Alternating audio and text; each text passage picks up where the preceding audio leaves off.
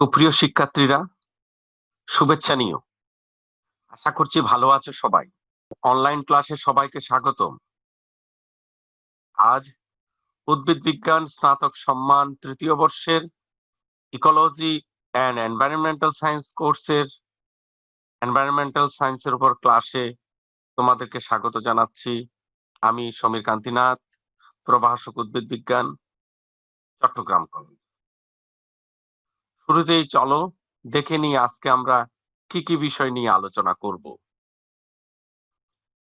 তোমাদের ecology and environmental science কোর্সের দুটো অংশ, ইকোলজি পার্ট এবং এনভায়রনমেন্টাল সায়েন্স। এনভায়রনমেন্টাল সায়েন্সের প্রথম এবং দ্বিতীয় চ্যাপ্টার নিয়ে আমরা আলোচনা করব। প্রথম টপিকে আছে introduction, definition, aims and objectives, plant environment relationship. আর দ্বিতীয়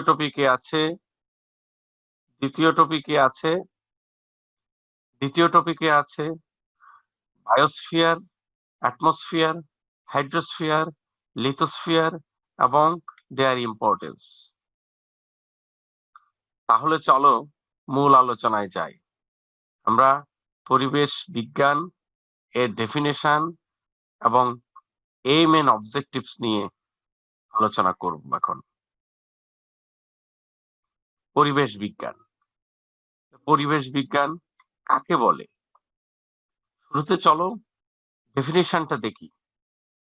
পরিবেশ বিজ্ঞান হচ্ছে বিজ্ঞানের সেই বিশেষায়িত শাখা যেখানে মানুষ ও প্রকৃতির বিভিন্ন উপাদানের মধ্যে সম্পর্ক নিয়ে আলোচনা করা হয়।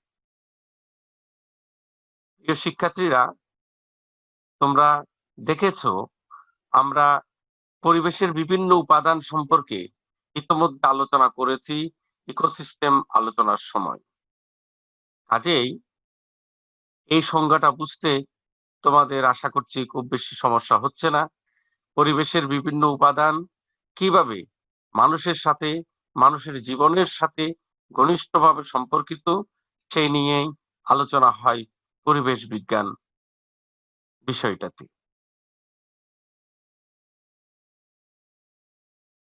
তোমরা দেখতে পাচ্ছ একটা হুইল ডায়াগ্রাম, বৃত্তাকার একটা ছবি। এখানে পরিবেশ বিজ্ঞানের পরিসর বোঝানো হয়েছে। ছবিটা ভালো করে খেয়াল করো। পরিবেশ বিজ্ঞানের সাথে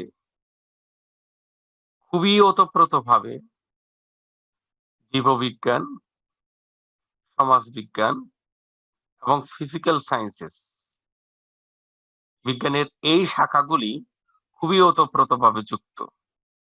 এখন জীববিজ্ঞানের মধ্যে উদ্ভিদ বিজ্ঞান, প্রাণী বিজ্ঞান এবং জেনেটিক্স, সমুদ্র বিজ্ঞান, লিমনোলজি, ফিজিওলজি বা শারীরতত্ত্ব, বাস্তুবিজ্ঞান বা ইকোলজি। আবার এদিকে সমাজ বিজ্ঞানের সাথে রিলেটেড মনোবিজ্ঞান, সমাজবিজ্ঞান, রাষ্ট্রবিজ্ঞান এবং অর্থনীতি।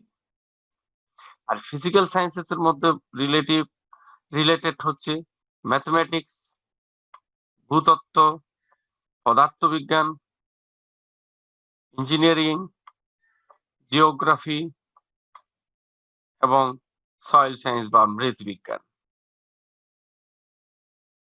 আবার যদি আমরা দেখি এই যে বায়োলজিক্যাল সায়েন্সেস এর সাথে ফরেস্ট ম্যানেজমেন্ট ওতপ্রোতভাবে যুক্ত, ফরেস্ট্রি বা বনবিদ্যা ওতপ্রোতভাবে যুক্ত, এর সাথে আছে পপুলেশন কন্ট্রোল বা জনসংখ্যা নিয়ন্ত্রণ। এবার দেখো কৃষি বিজ্ঞান যুক্ত আছে সেই সোশিওলজির সাথে, অথবা কৃষি বিজ্ঞান যুক্ত আছে সেই বায়োলজির সাথে। কৃষি বিজ্ঞানের সাথে যুক্ত ল্যান্ড প্ল্যানিং বা ভূমি পরিকল্পনা, এই ভূমি পরিকল্পনার সাথে অর্থনীতি যুক্ত। আবার ভৌত বিজ্ঞানের সাথে শিল্প পদ্ধতি বা ইন্ডাস্ট্রিয়াল প্রসেস যুক্ত, ইন্ডাস্ট্রিয়াল পদ্ধতির সাথে এনার্জি বা এনার্জি ম্যানেজমেন্ট যুক্ত।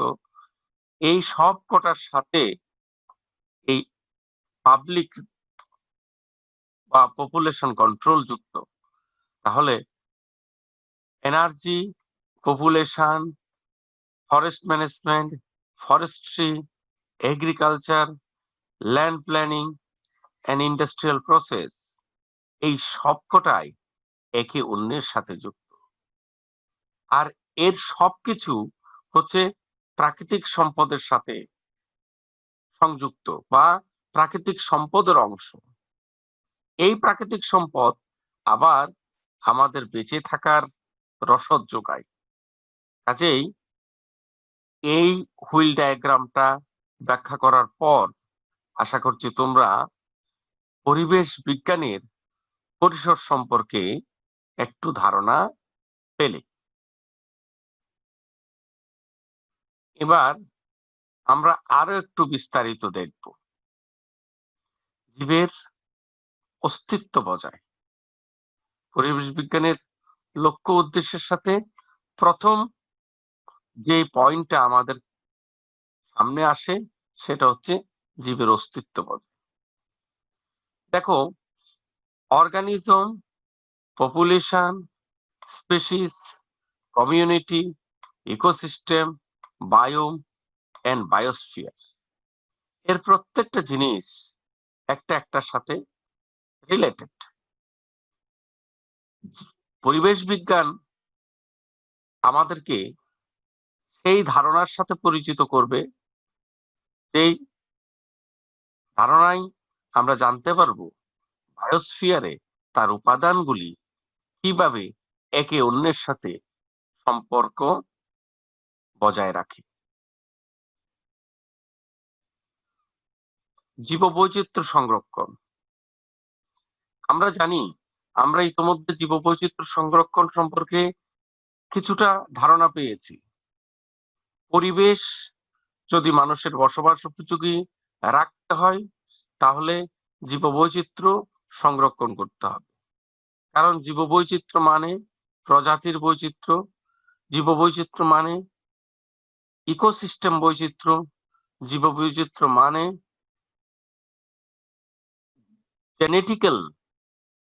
জেনেটিক্যাল ডাইভার্সিটি বা জেনেটিক্যাল বৈচিত্র্য। কাজেই এই বৈচিত্র্যগুলি না থাকলে পরিবেশের স্বাভাবিকতা রক্ষা পাবে না। পরিবেশের স্বাভাবিকতা রক্ষা না পারলে জীব হুমকির সম্মুখীন হবে।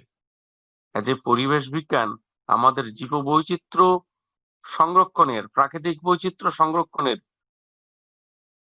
গুরুত্ব অনুধাবন করতে সহায়তা করে এবং জীববৈচিত্র্য বা প্রাকৃতিক বৈচিত্র্য সংরক্ষণ করতে সহায়তা করে।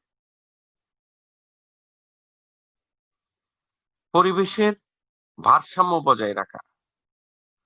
পরিবেশের ভারসাম্য বজায় না থাকলে পরিবেশীয় উপাদানগুলি ক্ষতিগ্রস্ত হবে, ইকোসিস্টেম বাধাগ্রস্ত হবে এবং পরিবেশ জীবের জন্য বসবাসের অযোগ্য হয়ে পড়বে।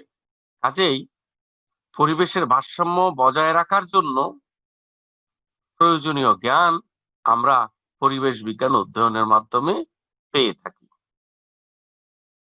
দূষণ রোধ। পরিবেশকে নির্মল রাখা, বসবাস উপযোগী রাখার জন্য নানা ধরনের যে দূষণ, বায়ু দূষণ, পানি দূষণ, শব্দ দূষণ ইত্যাদি নানা প্রকারের যে দূষণ আছে, সেই দূষণ মুক্ত রাখা জরুরি। এবং পরিবেশ বিজ্ঞান অধ্যয়ন আমাদের পরিবেশ কিভাবে দূষণ মুক্ত রাখতে পারবো সেই ব্যাপারে জ্ঞান অর্জনের সহায়তা করে। মৌলিক চাহিদা পূরণ। অন্ন, বস্ত্র, বাসস্থান, শিক্ষা, চিকিৎসা, এইগুলি আমাদের মৌলিক চাহিদা। এই পরিবেশ অধ্যয়নের মাধ্যমে আমরা খাদ্য উৎপাদন যেভাবে বৃদ্ধি করতে পারবো, আমাদের এই যে বিভিন্ন ধরনের খাদ্য উৎপাদন নিশ্চিত করার পর পরিবেশের যেই উপাদান সমূহের মাধ্যমে আমরা বস্ত্র বয়ন করতে পারি বা টেক্সটাইল ইন্ডাস্ট্রিকে ডেভেলপ করতে পারি সেটা করতে পারবো। আমরা আমাদের বাসযোগ্য আবাসস্থল নিশ্চিত করতে পারবো। এসব নিশ্চিত করতে পারলে আমরা চিকিৎসা এবং শিক্ষার ব্যবস্থা করতে পারবো। কাজেই পরিবেশের বাসযোগ্য রাখার সাথে মৌলিক চাহিদা পূরণ অঙ্গাঙ্গিভাবে যুক্ত। আবহাওয়া এবং জলবায়ু পরস্পরের সাথে সম্পর্কযুক্ত।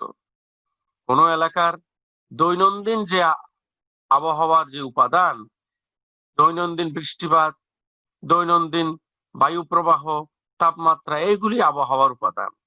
আর এর দীর্ঘকালের যে প্রভাব সেটা হচ্ছে জলবায়ু। কাজেই এই আবহাওয়া এবং জলবায়ুর স্বাভাবিক রাখতে সাহায্য করবে আমাদের পরিবেশ বিজ্ঞান অধ্যয়ন।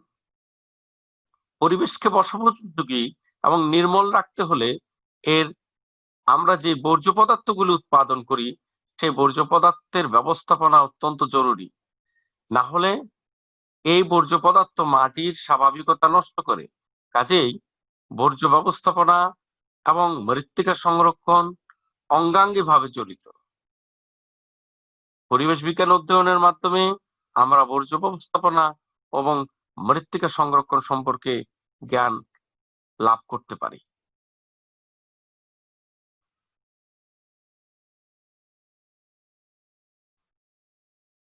খাদ্য উৎপাদন এর প্রসঙ্গ আগেও একবার বলেছি।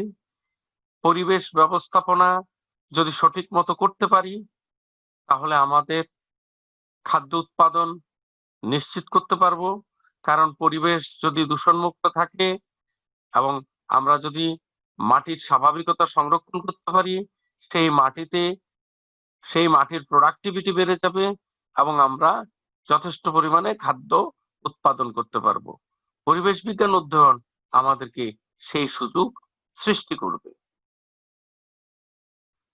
পরিবেশ সম্পর্কে সচেতনতা সৃষ্টি করতে পরিবেশ বিজ্ঞান অধ্যয়ন অত্যন্ত জরুরি। কারণ আমরা পরিবেশীয় উপাদানগুলি সম্পর্কে যদি জানি, পরিবেশ দূষণের কারণগুলি সম্পর্কে যদি জানি, তাহলে এই পরিবেশকে দূষণমুক্ত রাখতে হলে, বসবাসের উপযোগী রাখতে হলে যা যা করণীয় তা মানুষ সাধারণভাবেই করবে। আর এই সচেতনতা সৃষ্টিতে পরিবেশ বিজ্ঞান অধ্যয়ন আমাদেরকে সাহায্য করে। আশা করছি এতক্ষণ ধরে যতটুকু আলোচনা হলো সেই আলোচনা থেকে তোমরা পরিবেশ বিজ্ঞান এর পরিসর এবং পরিবেশ বিজ্ঞান অধ্যয়নের গুরুত্ব সম্পর্কে পরিষ্কার ধারণা পেলে। এখন আমরা উদ্ভিদ ও পরিবেশের মধ্যে যে সম্পর্ক বিরাজমান সেই সম্পর্ক সম্পর্কে একটু আলোচনা করব। পরিবেশ ও উদ্ভিদের মধ্যে সম্পর্ক। পরিবেশ আর উদ্ভিদের মধ্যে অঙ্গাঙ্গিভাবে সম্পর্ক বিদ্যমান। পরিবেশ এর বিভিন্ন উপাদানের স্বাভাবিকতা বজায় রাখতে উদ্ভিদ যেভাবে সাহায্য করে, আবার পরিবেশের বিভিন্ন উপাদানের উপর উদ্ভিদ নির্ভর করে। চলো তাহলে আমরা কয়েকটা গুরুত্বপূর্ণ পয়েন্ট দেখি। প্রথম কথা হচ্ছে পুষ্টিচক্র ও রাসায়নিক চক্রে উদ্ভিদের সম্পর্ক। আমরা জানি পরিবেশে নাইট্রোজেন চক্র, ফসফরাস চক্র, কার্বন চক্র, সালফার চক্র, এই সব রাসায়নিক চক্র বিদ্যমান। এই চক্রগুলিকে পুষ্টিচক্র বলা হয়। কারণ উদ্ভিদ মাটি থেকে সংগৃহীত নাইট্রোজেন, ফসফরাস, বাতাস থেকে সংগৃহীত কার্বন ডাই অক্সাইড এবং মাটি থেকে সংগৃহীত সালফার, এইগুলিকে কাজে লাগিয়ে তার জীবন গঠনের গুরুত্বপূর্ণ উপাদানগুলি, জীবন গঠনের গুরুত্বপূর্ণ উপাদান মানে তার নিউক্লিওটাইড গঠন, তার পেন্টোজ ফসফেট গঠন, থেকে শুরু করে যাবতীয় উপাদান গঠনের জন্য যে পুষ্টি দরকার, সেই পুষ্টির প্রাথমিক উৎস হচ্ছে মাটি এবং বাতাস, এবং বিশেষ কিছু রাসায়নিক চক্রের মাধ্যমে উদ্ভিদ পরিবেশ থেকে এগুলি সংগ্রহ করে এবং পরিবেশে আবার ফিরিয়ে দেয়। কাজেই বুঝতে পারছো উদ্ভিদ আর পরিবেশের মধ্যে কেমন ঘনিষ্ঠ সম্পর্ক বিরাজমান। এই যে ছবিটা তোমরা দেখতে পাচ্ছ, সূর্যালোক থেকে শক্তি শোষণ করছে সবুজ উদ্ভিদ, সবুজ উদ্ভিদ থেকে সেই শক্তি আবার তৃণভোজী প্রাণীর কাছে যাচ্ছে, আবার তৃণভোজী মৃত্যুর পর সেটা মাটিতে ফেরত আসছে। এই যে ঘটনা, সেটা শক্তি প্রবাহ নামে পরিচিত। তাহলে এই শক্তি প্রবাহের সাথে উদ্ভিদ ও পরিবেশের সম্পর্ক সহজেই বোঝা যাচ্ছে। পরিবেশের কার্বন ডাই অক্সাইড এবং অক্সিজেনের ভারসাম্য রক্ষার্থে উদ্ভিদ অত্যন্ত গুরুত্বপূর্ণ ভূমিকা পালন করে, যেটা নির্ভর করে শক্তি প্রবাহের উপর। আশা করছি বুঝতে পেরেছো। আমরা দেখি নানা সময় ভূমিকম্প, ঘূর্ণিঝড়, বন্যা, আগ্নেয়গিরির অগ্ন্যুৎপাত কিংবা দাবানল, এই ধরনের নানা ধরনের প্রাকৃতিক দুর্যোগ আমরা দেখি। এই প্রাকৃতিক দুর্যোগ মোকাবেলায় উদ্ভিদ অত্যন্ত গুরুত্বপূর্ণ ভূমিকা পালন করে। মরুকরণ ও মৃত্তিকার ক্ষয়রোধ করে উদ্ভিদ। উদ্ভিদের অভাবে মাটির স্বাভাবিকতা যদি নষ্ট হয়ে যায়, মাটির পানি ধারণ ক্ষমতা নষ্ট হয়ে গেলে মরুকরণ প্রক্রিয়া শুরু হয়। উদ্ভিদ মাটির পানি ধারণ ক্ষমতা যেমন বৃদ্ধি করে, তদ্রূপ মরুকরণ প্রক্রিয়া রোধ করে। গ্রিন হাউস ইফেক্ট এবং বিশ্ব উষ্ণায়ন, এই ছবিটা দেখো, তোমরা একটু ধারণা পাবা। পৃথিবীতে যেই তাপমাত্রা সূর্যালোক থেকে আসে, তার কিছু অংশ পৃথিবী শোষণ করে, আবার পৃথিবীতে উৎপাদিত কিছু তাপ পৃথিবী বায়ুমণ্ডলের বাইরে ছেড়ে দেয়। যদি ওজোন স্তরের ক্ষয় কিংবা এই নানা কারণে পৃথিবীতে গ্রিন হাউস গ্যাস বেড়ে যায়, তাহলে এই বিকিরিত তাপমাত্রার পরিমাণ কমে যায় এবং পৃথিবীর অভ্যন্তরীণ তাপমাত্রা বাড়তে থাকে। এই ঘটনাটাকে বলা হয় গ্রিন হাউস ইফেক্ট। পরিবেশের তাপমাত্রা বৃদ্ধির সাথে গ্রিন হাউস ইফেক্ট অত্যন্ত গুরুত্বপূর্ণভাবে ভূমিকা রাখে। উদ্ভিদ পরিবেশে বিদ্যমান গ্রিন হাউস গ্যাসের পরিমাণ হ্রাস করতে সাহায্য করে এবং পৃথিবীর উষ্ণায়ন রোধ করতে সহায়তা করে। এই গ্রিন হাউস সম্পর্কে আমরা শেষ টপিকে আরো বিস্তারিত আলোচনা করব।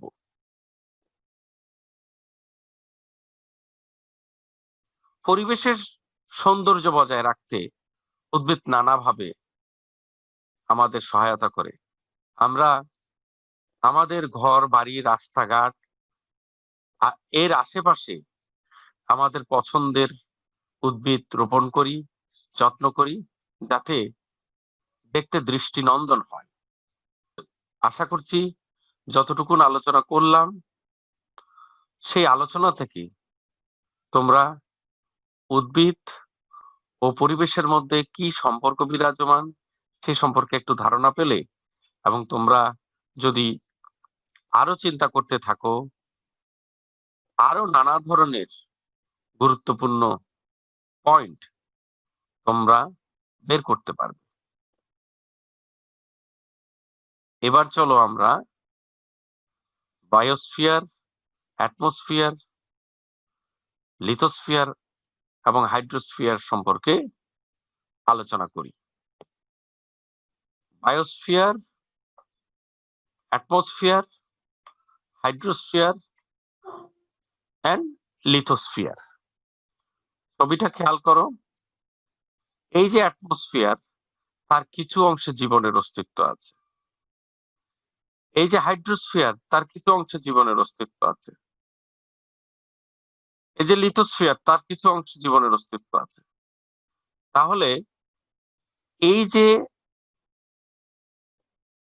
হাইড্রোস্ফিয়ার, বায়োস্ফিয়ার এবং লিথোস্ফিয়ার, এই তিনটা অংশের যতটুকুন স্থানে জীবনের অস্তিত্ব আছে, ওই অতটুকুন স্থানকে সম্মিলিতভাবে বায়োস্ফিয়ার বলা হয়। The entire part of Earth's land, soil, water and atmosphere in which living organisms are found is called biosphere. তাহলে বায়ুমণ্ডলের যে অংশে, বায়ুমণ্ডলের যে অংশে বা অশ্বমণ্ডলের যে অংশে জীবনের অস্তিত্ব আছে, সেই অংশকেই বায়োস্ফিয়ার বলা হয়। আশা করছি বুঝতে পেরেছো। এবার দেখো অ্যাটমসফিয়ার। অ্যাটমসফিয়ারে কি হয়? Plant absorb carbon dioxide, the main climate altering gas, and produce oxygen. এইটা হচ্ছে মেইন পয়েন্ট। আর হাইড্রোস্ফিয়ারে কি হয়? Water cycle or hydrological cycle. Trees and other plants slow the flow of rainwater to rivers, acting their natural flood control. এটা হচ্ছে main point.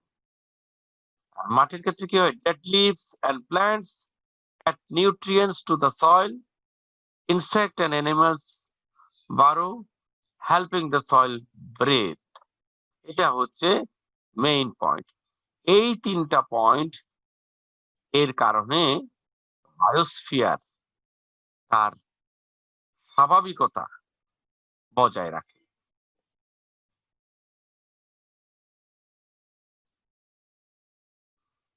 ছবিটা ভালো করে দেখো, এই যে পৃথিবীর উপরের সারফেসটা অর্থাৎ অ্যাটমসফিয়ারটা নানা অংশে বিভক্ত। এই যে এখানে দেখতে পাচ্ছ যে 20 কিলোমিটার পর্যন্ত, এটার নাম হচ্ছে ট্রপোস্ফিয়ার বা ট্রপোমণ্ডল। তারপরে 50 কিলোমিটার পর্যন্ত এটার নাম হচ্ছে স্ট্রাটোমণ্ডল। এরপরে 85 কিলোমিটার পর্যন্ত মেসোমণ্ডল। এরপরে 690 কিলোমিটার পর্যন্ত থার্মোমণ্ডল এবং তারপরে 10,000 কিলোমিটার পর্যন্ত এক্সোস্ফিয়ার বা বহির্মণ্ডল। তাহলে অ্যাটমসফিয়ারের বিভিন্ন স্তরকে 5 ভাগে ভাগ করা হয়। ভূপৃষ্ঠের সাথে সংলগ্ন অবস্থায় ট্রপোস্ফিয়ার, তার উপরে যথাক্রমে স্ট্রাটোস্ফিয়ার, মেসোস্ফিয়ার, থার্মোস্ফিয়ার এবং এক্সোস্ফিয়ার। তাহলে চলো আমরা এই স্তরগুলি সম্পর্কে একটু সবিস্তারে জানার চেষ্টা করি। শুরুতেই ট্রপোমণ্ডল বা ট্রপোস্ফিয়ার। এই যে ছবিটা দেখতে পাচ্ছ, এই ছবির একদম নিচের দিকে এই অঞ্চলটা ট্রপোমণ্ডল বা ট্রপোস্ফিয়ার নামে পরিচিত। এই ট্রপোমণ্ডলে এই যে দেখতে পাচ্ছ এইটুকুন, কি ঘটনা ঘটে এখানে? মেঘ, বৃষ্টিপাত, বজ্রপাত, বায়ু প্রবাহ, ঝড়, তুষারপাত, শিশির, কুয়াশা সবকিছু এই স্তরে সৃষ্টি হয়। এইখানে দেখতে পাচ্ছ শুরুতে আমরা বলেছি এটা প্রায় 20 কিলোমিটার পর্যন্ত, এখানে 10 দেওয়া আছে। আসলে এই অঞ্চলটা নিরক্ষীয় অঞ্চলে আর বিষুবীয় অঞ্চলে এই বিস্তৃতির তারতম্য আছে। নিরক্ষীয় অঞ্চলে প্রায় 19 কিলোমিটার পর্যন্ত এটা থাকতে পারে। আবার কোথাও মেরু অঞ্চলে এটা 8 কিলোমিটার পর্যন্ত থাকতে পারে। এই শেষের দিকে ট্রপোমন্ডল যেখানে শেষ হয়েছে, এই শেষের দিকের এই অংশটাকে বলা হয় ট্রপোবিরতি বা ট্রপোপোজ।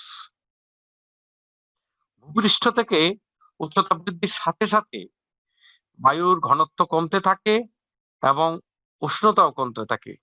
সাধারণত প্রতি 1000 মিটার উচ্চতায় 6 ডিগ্রি সেলসিয়াস তাপমাত্রা হ্রাস পায়। বায়ুমণ্ডলের ওজনের 75% ট্রপোমন্ডল বহন করে। ট্রপোপোজ বা ট্রপোবিরতিতে -45 ডিগ্রি সেলসিয়াসের নিচে তাপমাত্রা নেমে যায়। এই গেল ট্রপোমন্ডল সম্পর্কে সাধারণ আলোচনা। এবার আমরা দেখব স্ট্রাটোমন্ডল বা স্ট্রাটোস্ফিয়ার। ট্রপোমন্ডলের ট্রপোবিরতি যেখানে, এই যে ট্রপোবিরতি আলাস্কা থেকে তার পরবর্তী 50 কিলোমিটার পর্যন্ত, এটা হচ্ছে স্ট্রাটোমন্ডল। এই মন্ডলের সবচেয়ে বড় বৈশিষ্ট্য হচ্ছে ওজোন স্তর। এই যে ওজোন স্তর দেখতে পাচ্ছ, ওজোন লেয়ার, এই যে ওজোন লেয়ার। এই ওজোন লেয়ার কি করে? সূর্যের অতিবেগুনি রশ্মিকে অ্যাবজর্ব করে বা শুষে নেয়, যে কারণে পৃথিবী সূর্যের ক্ষতিকর তাপমাত্রা থেকে যেমন রক্ষা পায়, তেমনি আবার পৃথিবীর তাপমাত্রা বৃদ্ধিও অনেকটাই হ্রাস পায়। এখানে একটা গুরুত্বপূর্ণ কথা আছে, ঝড় বৃষ্টি থাকে না বলে জেট বিমানগুলো এই স্তর দিয়ে চলাফেরা করে। কোন স্তর দিয়ে? স্ট্রাটোমন্ডল দিয়ে বা স্ট্রাটোস্ফিয়ার দিয়ে। আমরা দেখেছি ট্রপোস্ফিয়ারে ঝড় বৃষ্টি বাদল এগুলি সংঘটিত হয়। কাজেই ঝড় বৃষ্টিকে এড়িয়ে যাওয়ার জন্য স্ট্রাটোস্ফিয়ার দিয়ে যাওয়াটাই সবচাইতে নিরাপদ। এবার দেখো মেসোমন্ডল বা মেসোস্ফিয়ার। এই যে স্ট্রাটোবিরতি, এই যে এই অংশটাকে বলা হচ্ছে স্ট্রাটোবিরতি বা স্ট্রাটোপোজ। স্ট্রাটোবিরতি অঞ্চলের পর থেকে 80 কিলোমিটার পর্যন্ত যে এলাকাটা, সেই এলাকাটাকে বলা হয় মেসোমন্ডল বা মেসোস্ফিয়ার। এই স্তরে তাপমাত্রা হ্রাস পাওয়া থেমে যায়। মহাকাশ হতে যেসব উল্কা পৃথিবীর দিকে ছুটে আসে, সেগুলি এই স্তরে ধ্বংস হয় এবং এর তাপমাত্রা -83 ডিগ্রি সেন্টিগ্রেড। দেখো, এই মেসোস্ফিয়ার আছে থেকে এখানে বিভিন্ন ধরনের উল্কা গ্রহাণু এই অঞ্চলে এসে থেমে যায় দেখে পৃথিবী নানা ধরনের ক্ষতির হাত থেকে রক্ষা পায়। এর পরের লেয়ার বা এর পরের স্তর হচ্ছে তাপমণ্ডল বা থার্মোস্ফিয়ার। মেসোবিরতির উপরে 500 কিলোমিটার পর্যন্ত বিস্তৃত বায়ুস্তরকে বলা হয় তাপমণ্ডল। এই যে মেসোবিরতি থেকে এই যে 500 কিলোমিটার প্রায়, এখানে 400 লেখা আছে, কিন্তু এটা ওই যে আগে একবার বলেছি মেরু অঞ্চল বিষুব অঞ্চলের মধ্যে পার্থক্য আছে। এই মণ্ডলে বায়ুস্তর অত্যন্ত পাতলা ও ক্ষীণ হয়। এই যে ক্ষীণ হয় এবং তাপমণ্ডলের নিম্নাংশকে আয়ন মণ্ডল বলা হয়। এই যে নিচের দিকের অংশটাকে বলা হচ্ছে, এই যে নিচের দিকের অংশটাকে বলা হচ্ছে এই অংশটা আয়ন মণ্ডল। আয়ন মণ্ডলে ভূপৃষ্ঠ হতে পাঠানো বেতার তরঙ্গ বাধা পেয়ে ফিরে আসে পৃথিবীতে। কাজেই এই যে আয়ন মণ্ডল, এর সহায়তায় রেডিও ফ্রিকোয়েন্সি বা বেতার তরঙ্গ পৃথিবীতে ফিরে আসে বলে এটাকে কাজে লাগিয়ে পৃথিবীতে রেডিও টেকনোলজি বা বেতার প্রযুক্তি খুব সহজে ব্যবহার করা যায়। তীব্র সৌর বিকিরণে রঞ্জন রশ্মি ও অতিবেগুনি রশ্মির সংঘাতে এই অংশের বায়ু আয়নযুক্ত হয়, ফলে তাপমাত্রা 1480°C। তাহলে এই যে তাপমণ্ডল, এই জন্য এটার নাম হচ্ছে থার্মোস্ফিয়ার, কারণ এখানে তাপমাত্রা অত্যন্ত বেশি থাকে। তার পরবর্তী লেয়ার বা তার পরবর্তী স্তর হচ্ছে এক্সোস্ফিয়ার। তাপমণ্ডলের উপরে প্রায় 960 কিলোমিটার পর্যন্ত বিস্তৃত বায়ুস্তর হলো এক্সোস্ফিয়ার। এই স্তরে এই যে দেখতে পাচ্ছ, এই অঞ্চলটা হচ্ছে এক্সোস্ফিয়ার। এই অঞ্চলটা হচ্ছে এক্সোস্ফিয়ার। এই স্তর হিলিয়াম ও হাইড্রোজেন গ্যাসের প্রাধান্য দেখা যায়। হিলিয়াম আর হাইড্রোজেন গ্যাসের প্রাধান্য দেখা যায়। আশা করছি বায়ুমণ্ডলের যে 5টি স্তর আছে, ট্রপোমণ্ডল, স্ট্রাটোমণ্ডল, মেসোমণ্ডল, থার্মোমণ্ডল বা তাপমণ্ডল এন্ড বহির্মণ্ডল বা এক্সোস্ফিয়ার, এগুলিতে কি এগুলি কি বৈশিষ্ট্য বহন করে সে সম্পর্কে তোমাদের একটা ভালো ধারণা তৈরি হয়েছে।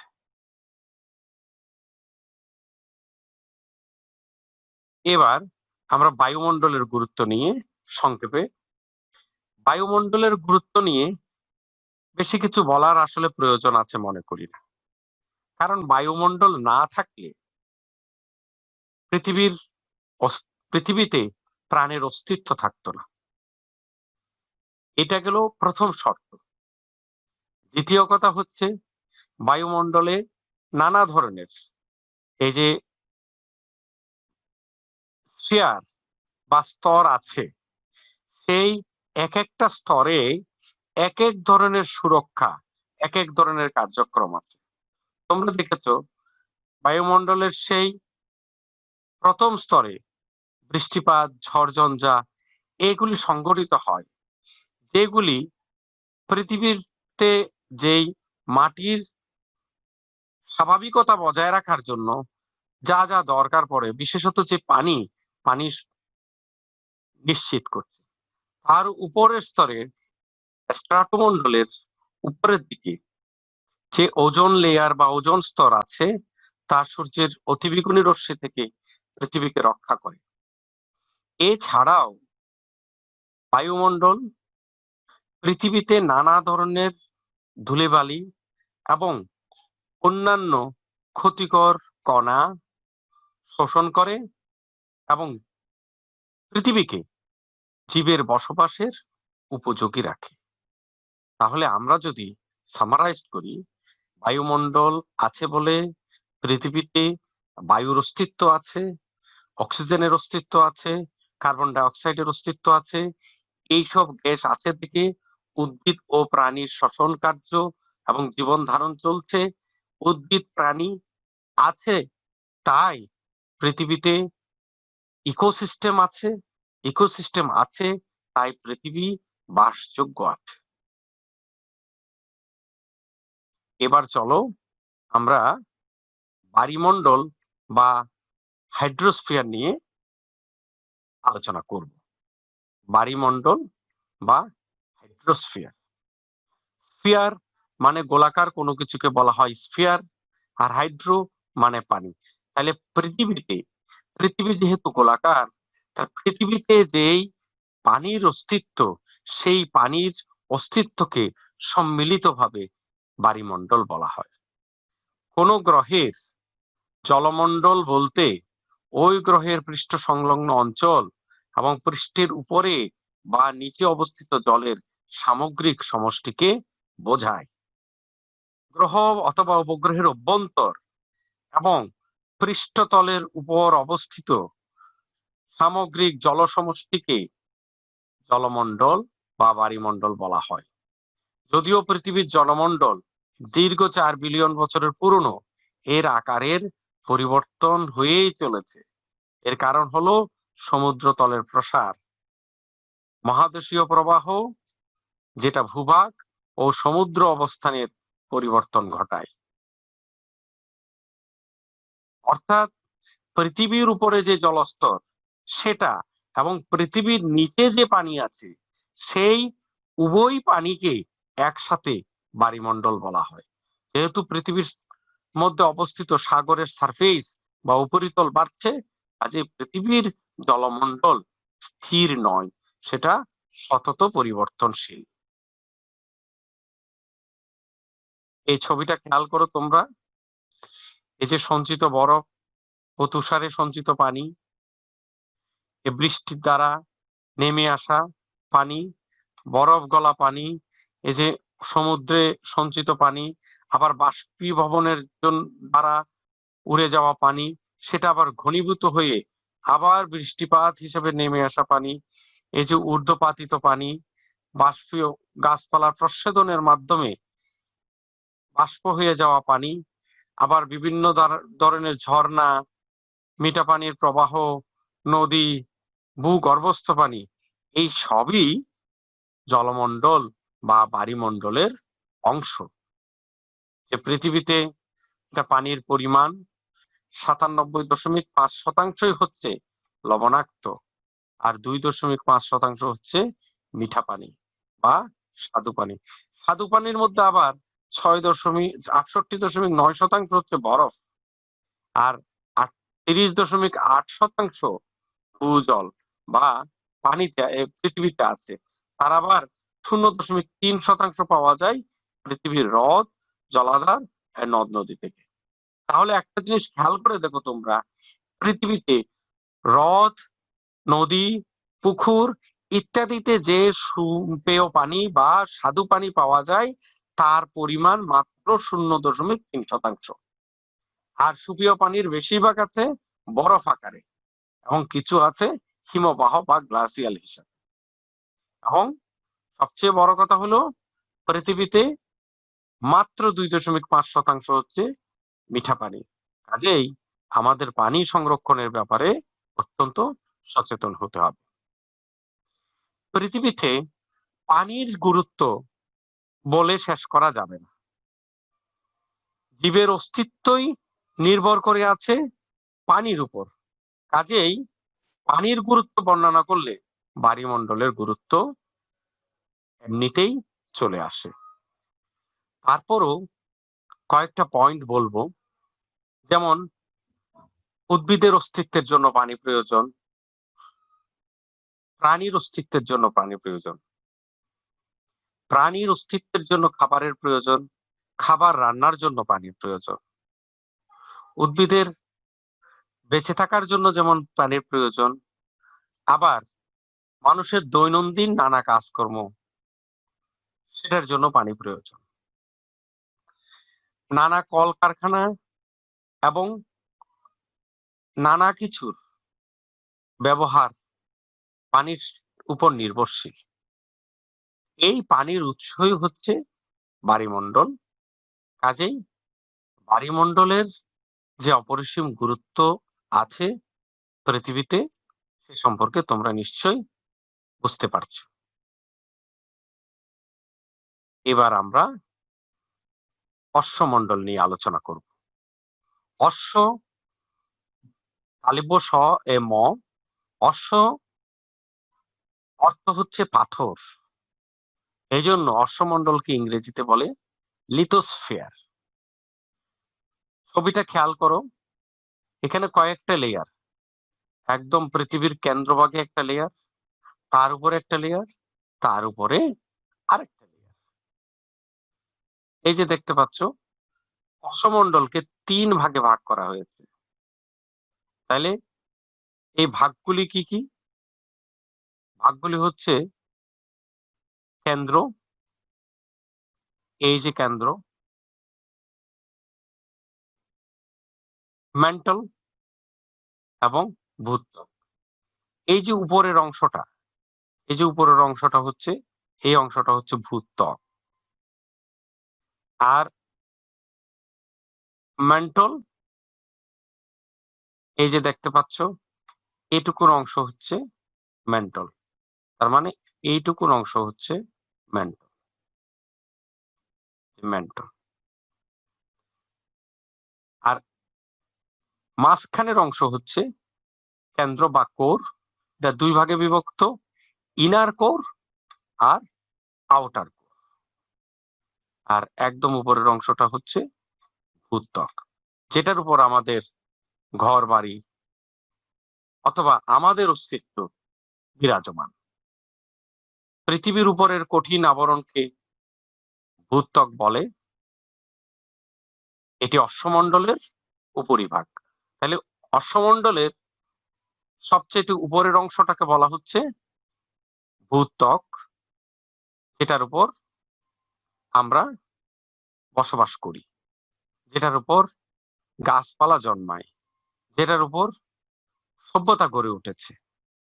এর গভীরতা ৩ থেকে ৪০ কিলোমিটার পর্যন্ত, গড় গভীরতা ১৭ কিলোমিটার। এর ঘনত্ব ২.৮ থেকে ৩.৪। ভূত্বক নানা প্রকার শিলা ও খনিজ উপাদান দ্বারা গঠিত।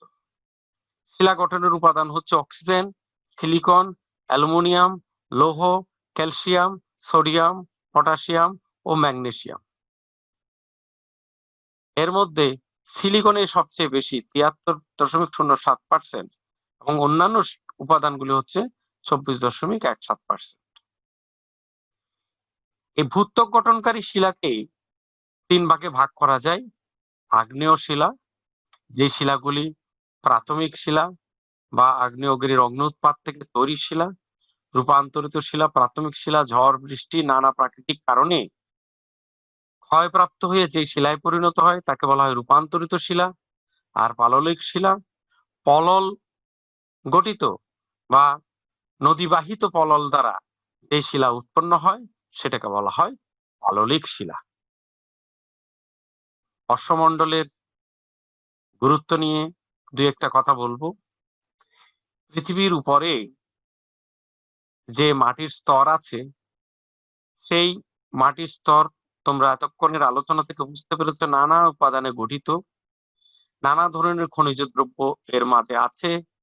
সেই খনিজ দ্রব্য, খনিজ উপাদান মাটির সাথে মিশে উদ্ভিদের গ্রহণ উপযোগী অবস্থায় থাকে এবং উদ্ভিদ অন্যতম গুরুত্বপূর্ণ